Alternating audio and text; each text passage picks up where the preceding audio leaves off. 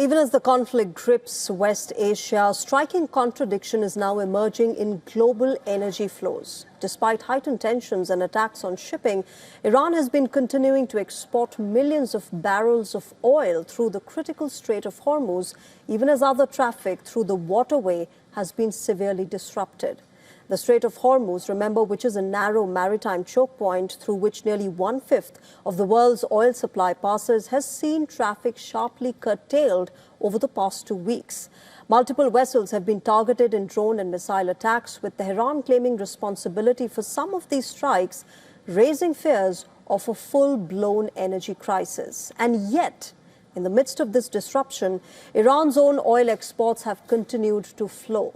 Data from energy trackers suggests that since the start of this conflict in late February, Iran has managed to export between 12 and 13.7 million barrels of crude, averaging close to 1 million barrels per day.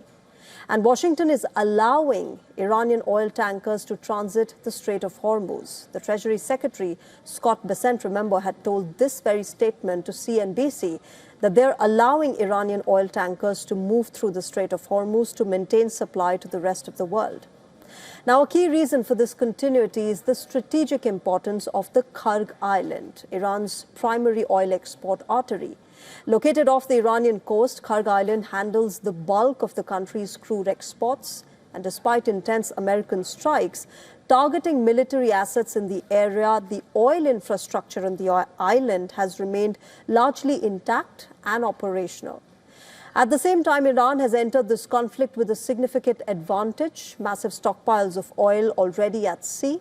Estimates suggest that as much as 170 million barrels of Iranian crude was floating in global waters before this conflict began, giving Tehran a ready supply to keep exports going even under pressure.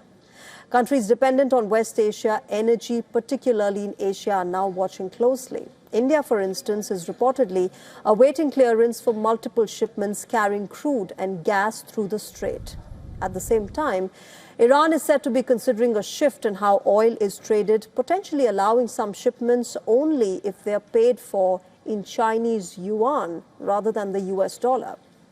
Such a move would align with China's long-standing efforts to expand the global use of its currency in energy trade. And what emerges from all of this is a complex and calculated strategy.